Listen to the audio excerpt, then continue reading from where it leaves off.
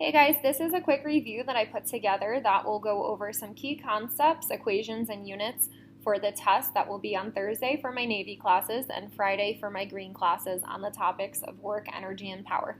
So we're going to start back with work, which was one of the first concepts that we learned about within this unit. And we know that in order for work to be done on an object, a force must be applied that causes the object to move some distance in the direction of that force. And again, I always emphasize this, but it's incredibly important that you know your units of measurements for each of these variables. So work is measured in joules, and we know that force gets measured in newtons and distance in meters, which actually tells us that 1 joule is equal to a newton meter. So after learning about work, we learned about how work is related to machines, and there were two new equations that we saw, which were for that of mechanical advantage and efficiency. So mechanical advantage is going to be an equation that compares the output force to the input force. And it's absolutely critical that you understand the difference between output and input. That way you plug in your numbers correctly. So output is always going to be the force exerted by the machine, and that will be listed in newtons. And input is the force exerted by the person, and that will be listed in newtons as well. And mechanical advantage is simply just a multiplier. It tells us by using this machine, how many times was my force multiplied by? And that, therefore, you won't have a unit for mechanical advantage. Okay, the last equation that we saw within this unit was for that of efficiency. So efficiency is a little bit different from output and input force, because instead it's comparing the output work to the input work. And we also need to multiply our answer by 100 so that our final answer is listed as a percentage out of 100. So if you were to get an efficiency that's greater than 100%, that means that you plugged your numbers in incorrectly. So again, output is always the machine, and input is always the person. And with efficiency, you should see that your output work is always less than your input work, because ideally, the machine is doing less work than the person. And then just kind of going off about machines, there were 6 simple machines that we did a presentation project on. So now you don't have to know each of these machines in detail. I would just be familiar with them. There will be one multiple choice question on the test that's going to ask you to identify which of the following 6 simple machines is this. It will be a picture and it will be very obvious, but just to go over them, we have a wheel and axle, we have a lever, we have an inclined plane, we have a screw, we have a wedge, and we have a pulley. Okay, and that's really the key concepts from that first topic on work and machines. So the next thing we're going to go over, which is really a big part of this test, is kinetic and potential energy. So if you recall, kinetic and potential energy are going to be differentiated by whether the object is in motion or not. So potential energy describes those objects that have stored energy. And this type of energy, we say, has the ability to do work. It has the ability to be transferred into a different form of energy, such as kinetic energy, which we describe as energy of motion.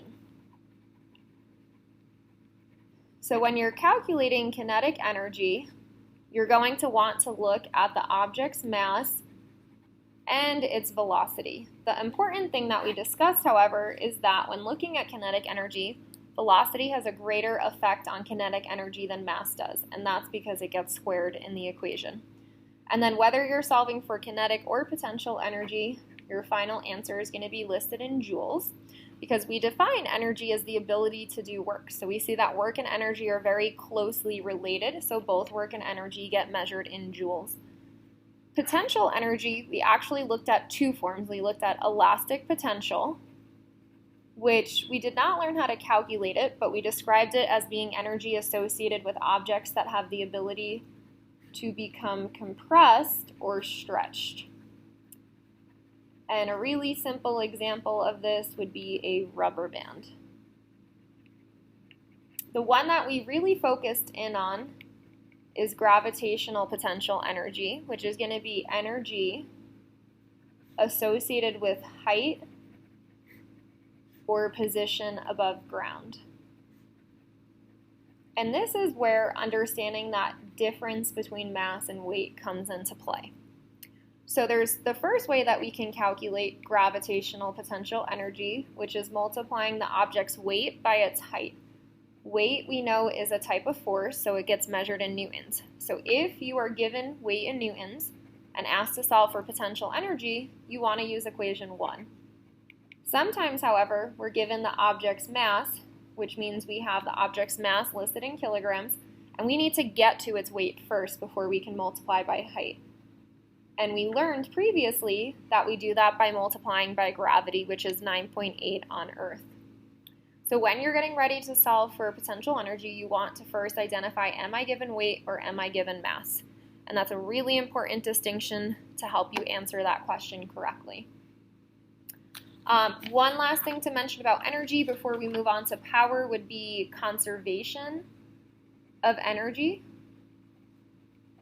and then energy conversion. So conservation of energy is a law, and in science when we hear conservation, that means the conditions before are the same as the conditions after. And so what this law states is that energy cannot be created nor destroyed, only transferred. And that last part is kind of the key point, that energy can only be transferred. And that's what brings us into an energy conversion. So because energy cannot be created nor destroyed, it does have the ability to be transferred from one form to another. Like on a roller coaster, we see this constant shift between kinetic and potential energy. So an energy conversion is simply when energy, I'm just going to abbreviate NRG for the purposes of keeping this quick. So when energy converts from one form to another. And so if you recall on your one-pager, you learned about several different forms of energy. So there was mechanical energy, which is just the sum of kinetic and potential energy. There's chemical energy. A good example would be batteries, gasoline, any type of fossil fuel, they're going to store chemical energy. Nuclear energy. So that might be energy that we see being stored in a power plant, which is then converted to electricity. So electrical energy is another form. So anything that requires electricity is going to have electrical energy. Sound energy, we have thermal energy, and that's simply just heat energy. And then we also have radiant energy, which next semester we'll learn is the same as electromagnetic energy, and that's going to be energy associated with light. So energy can transfer back and forth between these different forms, so I would just be familiar with a few examples. And then the last thing that we learned this unit was the topic of power, which was a relatively short lesson, but we did define power as being the rate at which work is done. So anytime we hear rate, that means we're concerned with time. So we're seeing how long did it take to accomplish that work. And we know that work is force times distance. So it happens when, again, a force gets exerted that causes an object to move some distance. So to calculate power, we have two equations. We have work divided by time, or we have force times distance divided by time. So you can see that just breaks work down one step further. Your triangle for power looks like this: power, work, time. Work measured in joules, of course, time in seconds, power in watts. And we learned that the watt is a relatively small unit of power, so sometimes we convert that to other units of power, such as kilowatts or horsepower. So to go from watts to kilowatts, we divide by 1,000, just like when we used to convert grams to kilograms. And to convert watts to horsepower, we divide by 746. And those are really the key points that you'll have to know for the test this week. And of course, if you have any questions, you are more than welcome to email me.